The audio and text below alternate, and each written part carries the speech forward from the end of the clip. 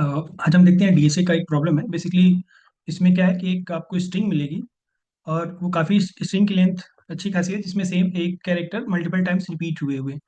और फिर आपको क्या करना है कि एक आपको जो उसमें कैरेक्टर्स हैं उन सब का कम्बिनेशन बनाना है कि इसी से कितने एक पर्टिकुलर वर्ड उस सारे कीवर्ड से बन सकते हैं। यहाँ पे जैसे ये एक तरह से एक आउटपुट में पूछ रहा है कि ये जो पिंग वर्ड है, पिंग वर्ड इस दिए हुए गिवन इनपुट से कितनी बार बन सकता है, तो 2 टाइम्स बन सकता है। ठीक है।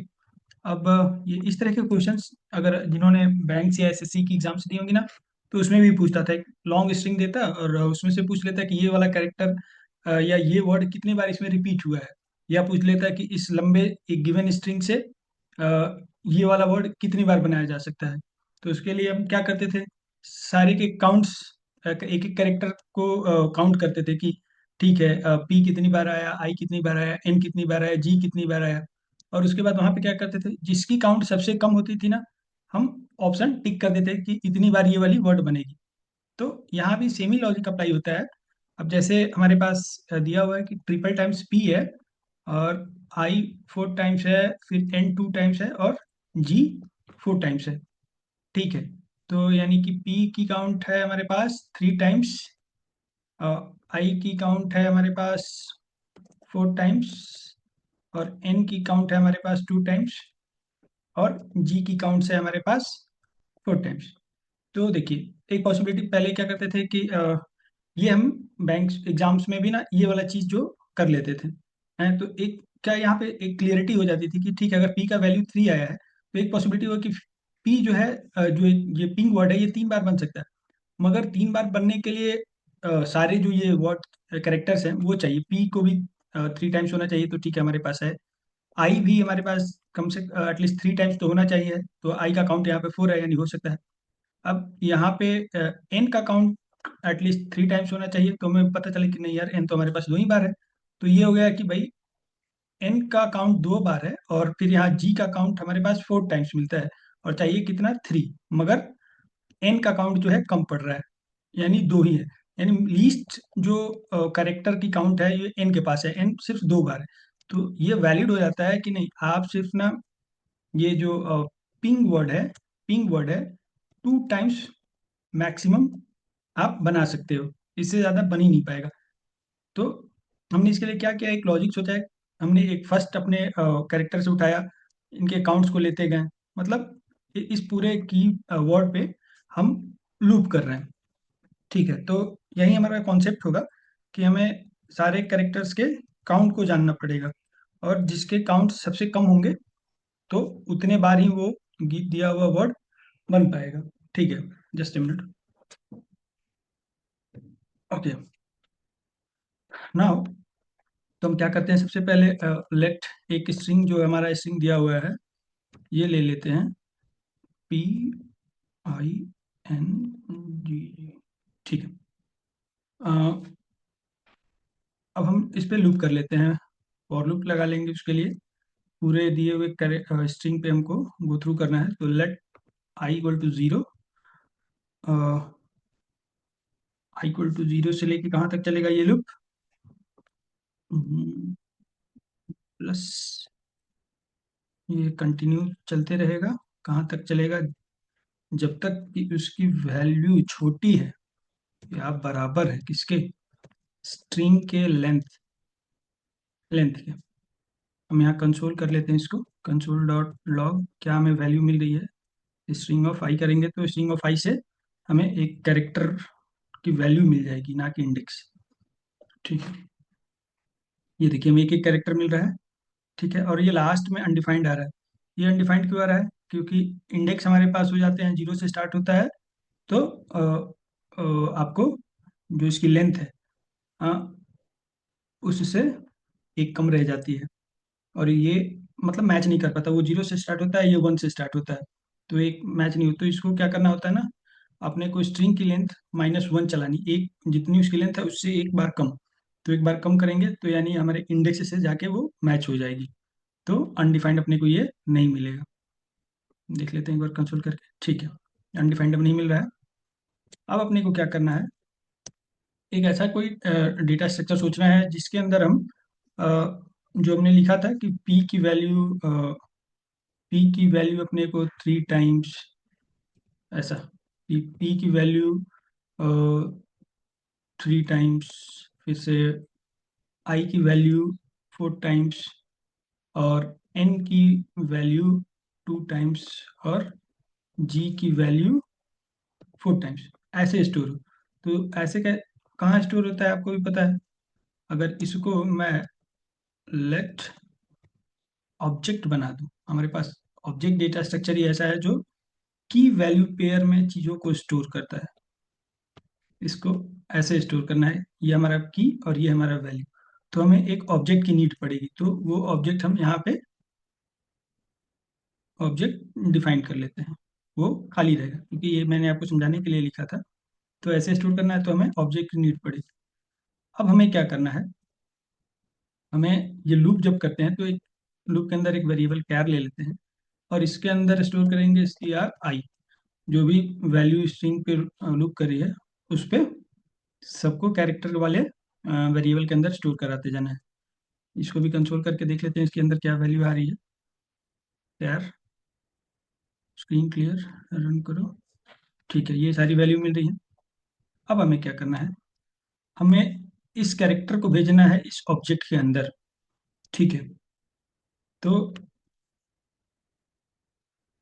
उसके लिए क्या करेंगे कि अ, हम ऑब्जेक्ट को एक्सेस करते हैं, ये एरो एरे का जो साइन है ये लिखते हैं, और इसके अंदर ये पास कर देते हैं कैर। ठीक है, एक चीज़ देखिए, आपको ये भी कमेंट करता हूँ मैं। यहाँ कंसोल करूँगा, अगर कंसोल डॉट लॉग ऑब्जेक्ट, तो हमें ऑब्जेक्ट ऐसा मिलता है। ठीक है। हम्म, अब हम इसके अंदर ये सबको पास कर देते हैं। तो ये जो बेसिकली है ना, ये एक तरह से, या ये भी जो नोटेशन है, ये एक आपको ऐसा दिखाता है कि ठीक है, ये कोई ऑब्जेक्ट है जिसके अंदर मे बी वो ऑब्जेक्ट क्या है, एम्प्टी हो सकता है, या उसके अंदर कुछ कीज पड़े होंगे जिसके अंदर अभी तक कोई वैल्यू असाइन नहीं हुई है। तो हम यहाँ पे क्या कर रहे हैं, हाँ, ये जो ऑब्जेक्ट कैर है, यानी जितने भी कैरेक्टर है उन सबको इसमें ऑब्जेक्ट में भेजते जा रहे हैं। कुछ ऐसा कि अगर फर्स्ट टाइम मान लीजिए पी आया होगा, पी भेज दिया हमने, फिर ये ऐसे ही छोड़ दिया, इसके अंदर कुछ भी वैल्यू ही नहीं जा रही है, फिर आई भेज दिया, और फिर ऐसे एन, और जी, ऐसा ही। तो हम जब तक इसको कोई वैल्यू नहीं देंगे, इन सारे कीज को वैल्यू नहीं देंगे, तो हमें जब कंसोल करेंगे तो वो चीज़ें यहाँ रिफ्लेक्ट नहीं होती हैं। ठीक है, तो अगर हमें देखना है कि ठीक है क्या हो रहा है, तो हम ऐसा करते हैं ना, ये जो सारे कीज हैं इनको कुछ ना कोई वैल्यू दे देते हैं, इनको ट्रू दे देते हैं। ठीक है, इनको हमने ट्रू दे दिया, और ये इस लूप असाइन होने के बाद इसको हम कंसोल को प्रिंट कराते हैं।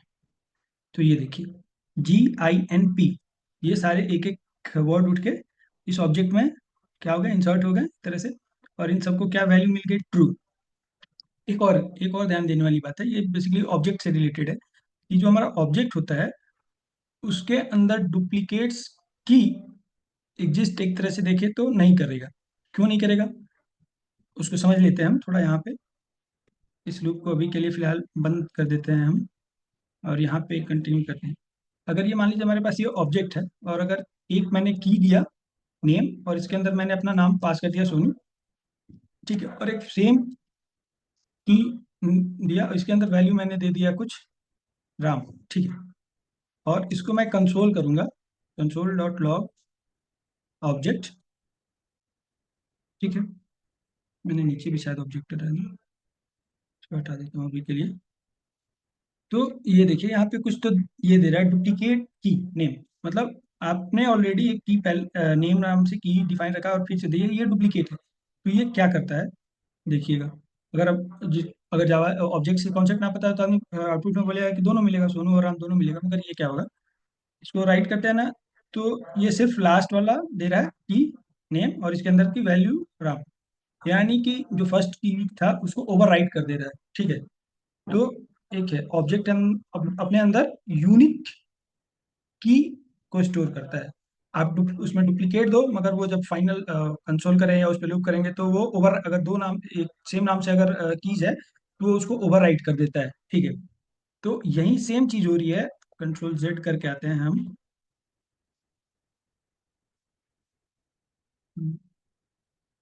हाँ, यहाँ पे हमारे पास तो मल्टीपल कैरेक्टर और वो आ रहे हैं, और सारे जा रहे हैं। पी हमारे पास कितने टाइम्स जा रहा था, कम से कम 3 टाइम्स। मगर चूंकि पी जो एक एक कैरेक्टर थी वो एक तरह से डुप्लीकेट हो रही थी, और ऑब्जेक्ट अपने अंदर सिर्फ यूनिक वैल्यूज को स्टोर करता है। तो इसीलिए यहाँ पे जब हम इन सबको एक कुछ वैल्यू असाइन कर देते हैं उस की को, और तो ये सिर्फ एक कैरेक्टर को लेता है जो कि यूनिक है, ना कि डुप्लीकेट है, और इसके अंदर वैल्यू स्टोर करते हैं। हाँ, ठीक है। ये थोड़ा साउंड आ रहा है यार, कचड़े वाली गाड़ी आई है। ठीक है, ये हम करने कर लिया, मगर अपने को तो इसके अंदर ट्रू तो स्टोर नहीं कराना है, अपने को इनका काउंट स्टोर कराना है। जी कितनी बार आ रहा है, आई कितनी बार आ रहा है, एन कितनी बार आया, पी कितनी बार आया। ठीक है। और एक और बात है कि जब हम जानते हैं कि ऑब्जेक्ट के अंदर या कहीं भी एक पूछते हैं कि व्हाट इज अनडिफाइंड। हाँ, तो आदमी बोलता है कि अच्छा, कि वेरिएबल के केस में कि जब ऑब्जेक्ट को हम असाइन कर वेरिएबल को असाइन कर देते हैं और उसके अंदर वैल्यू नहीं देते हैं तो हमें अनडिफाइंड मिलता है। तो सेम केस ऑब्जेक्ट में भी होता है। ऑब्जेक्ट में अगर आप की को असाइन कर दो और उसके अंदर वैल्यू ना दो, हाँ, तो वो अनडिफाइंड होता है। ठीक है, अगर हमने यहाँ पे इसको सारी कीज को क्या वैल्यू दे दिया, ट्रू है। अगर कुछ नहीं देंगे तो वो अनडिफाइंड रहता है। तो जब इन की को हम एक्सेस करेंगे ना, ऑब्जेक्ट, तो ऑब्जेक्ट के कीज को एक्सेस करेंगे और वैल्यू नहीं होगा तो वो अनडिफाइंड मिलता है अपने को। ये आप बाद में कभी ट्राई कर सकते हैं। ये ऑब्जेक्ट आप पढ़ने जाइएगा तो इतना हमें कंफर्म है कि हम अगर ऑब्जेक्ट कैर करेंगे, अगर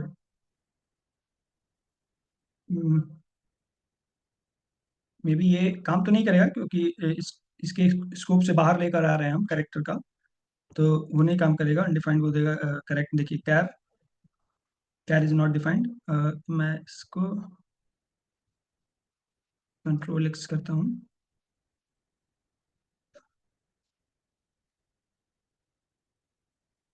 आपको ये दिखाना था मुझको, देखिए।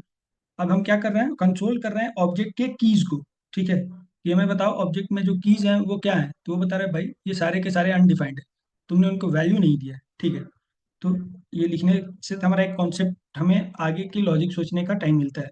हम क्या करते हैं कि ठीक है, इफ ऑब्जेक्ट कैर, अगर ऑब्जेक्ट के अंदर जो कीज हैं वो क्या है, अनडिफाइंड है, तो कुछ करना है। और अगर अनडिफाइंड नहीं है, उनको कुछ वैल्यू मिला है, तो क्या करना है। अब अपने को यहाँ पे क्या करना होगा कि अनडिफाइंड है तो उनको कोई वैल्यू असाइन करनी पड़ेगी। ऑब्जेक्ट कैर को कुछ वैल्यू देना पड़ेगा। वैल्यू अभी के लिए हम जैसे ट्रू दिया था तो हम करते हैं कि 1, सबको 1 दे दो। ठीक है, 1 दे दिया। और ये अपने को अ, एक कंट्रोल जेड कर लेते हैं, ठीक है।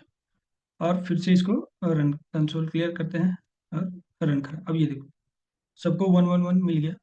ठीक है, क्योंकि ये लूप के अंदर है इसलिए ऐसा कर रहा है, तो हम इस चीज़ को हटा लेते हैं। हटा, कंट्रोल एक्स करेंगे और इसको लूप, कहाँ, लूप के बाहर करते हैं। और ये कैरेक्टर हटा दीजिए क्योंकि ये अनडिफाइंड, ये बताएगा कि ऐसा कुछ है ही नहीं। ये देखिए, अब हमें पी जी का वैल्यू 1, आई का वैल्यू 1, एन का वैल्यू, सबके वैल्यू 1 मिले, यानी अनडिफाइंड थे। जब फर्स्ट टाइम जैसे जैसे ये एक एक कैरेक्टर असाइन हो रहा था ऑब्जेक्ट को, तो उस समय उनकी सबकी वैल्यू 1 अनडिफाइंड होगी। अनडिफाइंड होगी तो बोला कि ठीक है, मैंने कंडीशन चेक करा कि अगर जिसकी जिस ऑब्जेक्ट के की अगर अनडिफाइंड है तो क्या करो, उन सबको क्या कर दो, एक वैल्यू असाइन करो 1। इसने कर दिया। अब चूंकि काउंट तो सबका 1 तो है नहीं, 1 है नहीं। जी का ही काउंट अपना 4 है, आई का 4 टाइम्स है, एन का 2 टाइम्स है, और हमने असाइन कर दिया इन सबको वैल्यू 1। तो दूसरा कंडीशन क्या हो सकता है कि ठीक है, एक बार तो अनडिफाइंड है, और एक में हो गया कि नहीं, उनके पास कुछ तो है वैल्यू, कुछ कुछ भी है, कुछ वैल्यू है। हमने लेट्स यहाँ पे 1 असाइन करा है, तो अब वो 1 से क्या होना चाहिए, बढ़ना चाहिए। अगर जी क्योंकि ये भी है, आपको बताया पीछे कि ऑब्जेक्ट यूनिक वैल्यू स्टोर करता है। फर्स्ट टाइम जब लूप चला तो मान वो पी गया था, पी का वैल्यू जाता है उसके अंदर, तो और उसको वैल्यू पी असाइन हुआ और वो अनडिफाइंड था तो उसको एक वैल्यू मिला 1। ठीक है। नेक्स्ट टाइम फिर वो लूप लूप जब चलता है तो फिर से वैल्यू में क्या उनको मिलेगा पी, क्योंकि लूप चलेगा।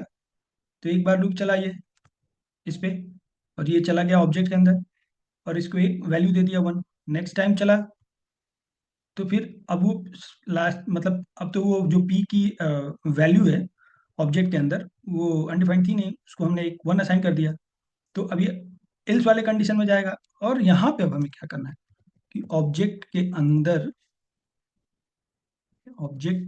जो कैर ऐसे ये भी लिखने से ना, अब क्या कर रहा है कि ऑब्जेक्ट के अंदर जो कैरेक्टर है, अगर फर्स्ट टाइम क्या होता है कि अगर नहीं है वो की नहीं है तो ये ऐड करता है, और जब वो है तो अब वो फाइंड काम करता है कि अगर जब तक उसके अंदर वो पर्टिकुलर की नहीं है तो वो क्या करता है, असाइन कर देता है। और अगर है तो वो क्या करता है, वो सर्च कर लेता है कि हाँ ये वाला की है। तो अब यहाँ पे ये ऑब्जेक्ट कैर समझेगा कि हाँ ऑब्जेक्ट के अंदर पी नाम की कोई की ठीक है, और इसकी कुछ वैल्यू को अब अगर है तो उसके वैल्यू को क्या करना है, प्लस प्लस करना है। जो भी उसका वैल्यू होगा ये फाइंड करेगा ऑब्जेक्ट के अंदर, पी कीवर्ड को फाइंड करेगा और इसके वैल्यू को बढ़ा देगा। हमारे पास जैसे यहाँ P1 था, अब इसको देखिएगा क्या करेगा, सारे वैल्यूज बढ़ेंगे। अब यहाँ पे बढ़ गए। पी हमको 3 times, I 4 times, G 4 times, and 2 times मिल गए।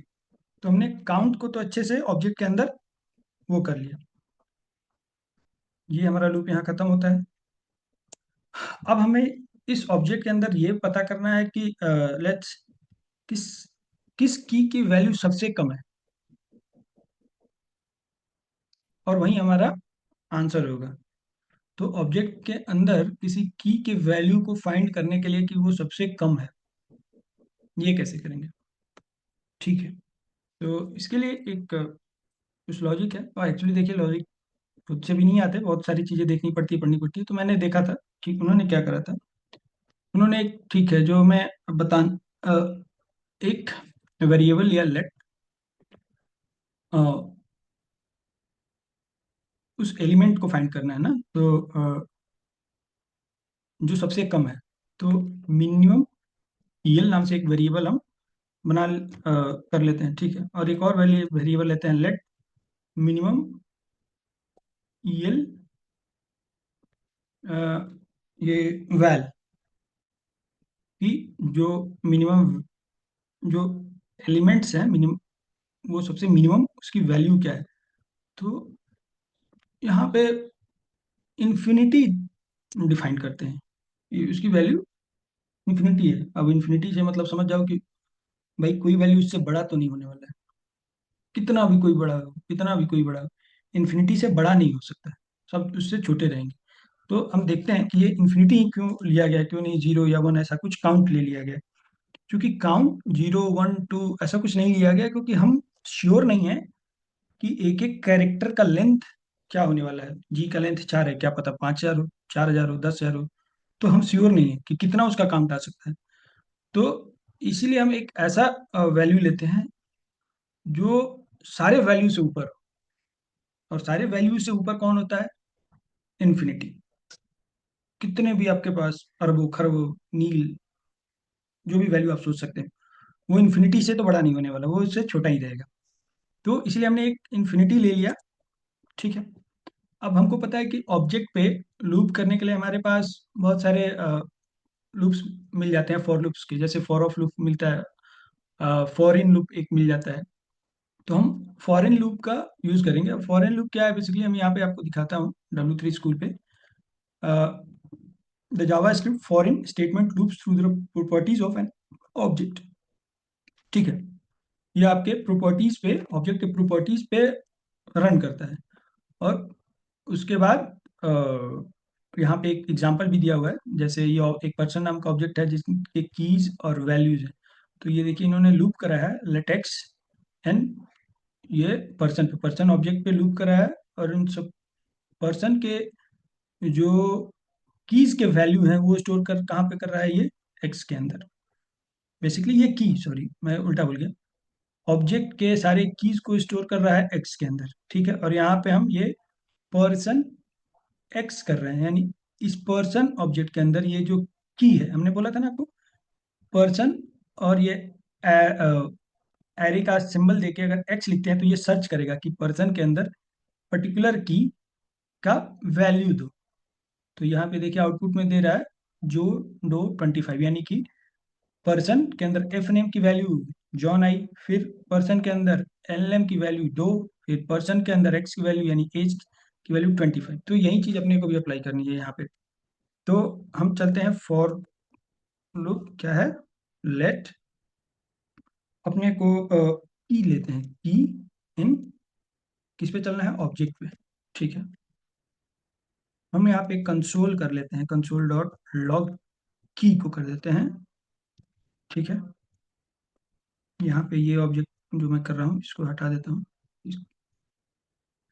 ये देखिए सारे कीज मिल रहे हैं PING, ठीक है। अब मुझको इसका वैल्यू देखना है, तो मुझे अपना फिर से ऑब्जेक्ट एक्सेस करना पड़ेगा, और ये जो जो कीज है, फर्स्ट टाइम में की आएगा P, फर्स्ट टाइम में आएगा P, तो ये क्या करेगा, ऑब्जेक्ट के अंदर जाएगा, P नाम के कीवर्ड को जो P कीवर्ड की है उसको सर्च करेगा, और क्या देगा, उसके वैल्यू को देगा, P के जितने वैल्यू होंगे वो दे देगा। फिर ये लूप चलेगा, आई को, उस ऑब्जेक्ट के अंदर आई की को फाइंड करेगा और उसके वैल्यू को देगा, फिर एन की को सर्च करेगा, उसके वैल्यू को देगा, फिर जी वाले की को सर्च करेगा, उसके वैल्यू को देगा। तो यहाँ पे हम रन करते हैं तो देखिए अब ये 3 4 2 सारे उनके वैल्यू, हम क्या करते हैं ना यहाँ पे की लिख देते हैं इसके आगे, से पता चलेगा कि कौन सी की ये वैल्यू है। तो देखिए पी के 3 times, I 4 times, N 2 times, जी इतना, हमें ये तो मिल गया, काउंट मिल गया, ठीक है। अब अपने को इसके अंदर फिर सोचना पड़ेगा कि सबसे छोटा वाला वैल्यू क्या करते हैं। तो एक कंडीशन लिखते हैं कि इफ ऑब्जेक्ट की, इसे हमें जो वैल्यू एक एक कीज की वैल्यू मिलेंगी, ये क्या होंगी, छोटी होंगी मिनिमम ईएल वैल से, इस वाले से, कंट्रोल सी, इसको यहाँ पे पेस्ट कर दें। और इसके अंदर अब आते हैं कंसोल डॉट लॉग की, और ऑब्जेक्ट, बेसिकली इसी को ना कंट्रोल एक्स करके हमें दिखाना है। हमने क्या किया कि ठीक है, आप ऑब्जेक्ट के एक एक कीज के वैल्यू को कंपेयर कर रहे हैं किससे, इन्फिनिटी से, ठीक है।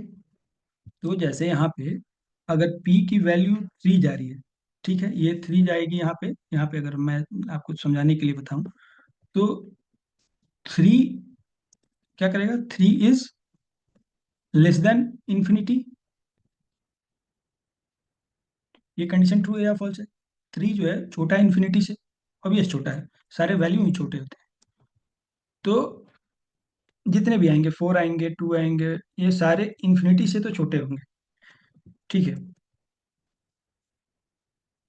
जैसे अगर ये वैल्यू ट्रू होगा तो यहाँ पे देखिए ये फिर से सारे प्रिंट होने चाहिए। मैं इसको कंसोल कर दूँ, क्लियर करके फिर रन करता हूँ, तो देखिए ये सारे मिले, यानी कि ये जो कंडीशन है सारे के सारे सेटिस्फाइड कर रहे हैं इस कंडीशन को, 3 भी छोटा है, 4 भी, 2 भी, 4 भी, हाँ सारे के सारे छोटे।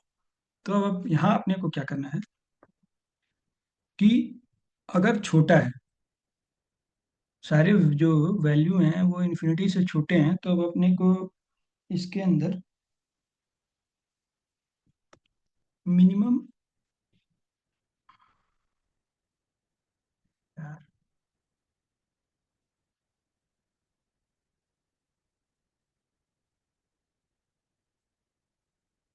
मैंने क्या किया कि मिनिमम ईएल वैल्यू, जो ये वेरिएबल है, इसको असाइन कर दिया ऑब्जेक्ट ऑफ की, कि अगर जो भी छोटा होता है तो आप क्या करो कि आप मिनिमम एलिमेंट वैल्यू जो हमारा वेरिएबल है उसके अंदर असाइन कर दो कौन सा, जो करंट लूप में जो कीज की वैल्यू मिल रही है वो। तो फर्स्ट टाइम में जैसे ये अपने लूप में 3 आता है, तो कंडीशन सेटिस्फाई होगा, तो अब ये इन्फिनिटिव के बदले हमें क्या मिल जाएगा, अभी यहाँ पे मैं कमेंट करके दिखा रहा हूँ, अभी इसकी वैल्यू हो गई 3। ठीक है, 3 हो गई। फिर ये लूप चलेगा, लूप चलेगा, तो अब इसमें क्या है, 3 है, और लूप चल के आएगा यहाँ पे आई वाले पे। आई की वैल्यू क्या है, 4 है। 4 लेस देन किससे, अब इन्फिनिटी तो है नहीं, अब वैल्यू क्या है, 3 है। ये कंडीशन तो हो गई फॉल्स। फॉल्स हो गई, तो अब ये जो वैल्यू असाइन करने वाले था इसके अंदर आएगा ही नहीं बेसिकली। ये जो है मैं चेक कर रहा हूँ यहाँ को समझाने के लिए, ये इसके अंदर, ये कंडीशन फॉल्स हुई तो ये इस इफ कंडीशन के अंदर नहीं आएगा। ठीक है, तो हमें मिनिमम एलिमेंट वैल्यू क्या अभी तक मिली है, 3 ही है, 4 असाइन नहीं हुई। अब क्या आएगी, फिर लूप चलता है एन के पास, एन की वैल्यू हमको क्या मिलती है, 2। 2 लेस देन 3, कंडीशन ट्रू हो जाता है, सही है, दो छोटा है 3 से। अब क्या हुआ कि मिनिमम एलिमेंट वेरिएबल के अंदर 3 से हट के वैल्यू हो गई 2। ठीक है, फिर से लूप चला, वैल्यू हुई जी। जी की वैल्यू है क्या, 4। 4 लेस देन 2, क्या ये 4 छोटा है 2 से, नहीं, नहीं है, तो फिर ये इस कंडीशन के अंदर, इफ कंडीशन के अंदर आएगा नहीं। हमारे पास मिनिमम एलिमेंट वैल्यू क्या मिल रहा है, 2 मिल रहा है। ठीक है, हमको यही चाहिए था, हमें मिल गया ये। और अब हम क्या करते हैं, ये जो मिनिमम एलिमेंट है वेरिएबल, इसके अंदर क्या असाइन कर देंगे, की को असाइन कर देंगे कि कौन सा की है, तो हमारा एन की है जो ये कंडीशन सेटिस्फाइड करता है। और अब हम क्या करते हैं, इस फोर लूप से बाहर कंसोल करेंगे, console dot log only mean L. ठीक है, और ओनली 2 टाइम्स मिनिमम ईएल। तो इन सबको कॉन्केटिनेट करना पड़ेगा हमको, प्लस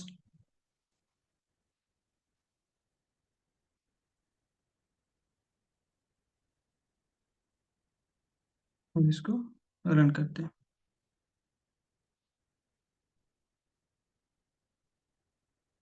मीन ईएल।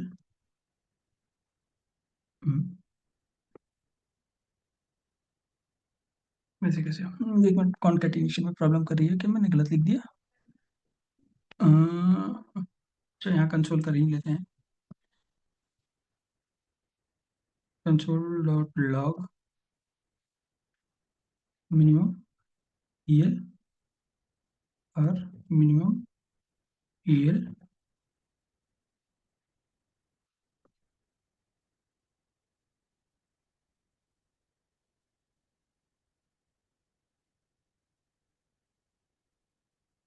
ये इन्फिनिटी जी क्यों मिल रहा है,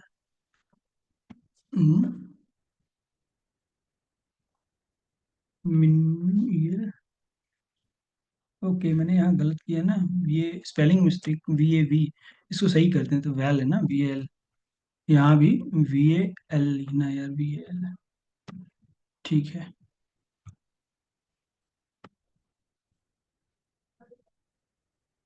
क्या दे रहा है भाई, मीन ईएल है, अरे।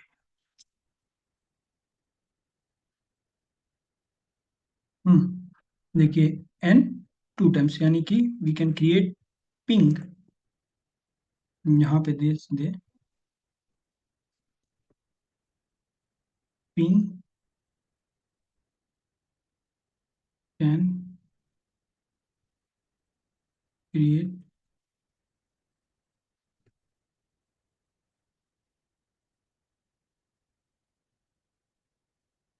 टाइम्स।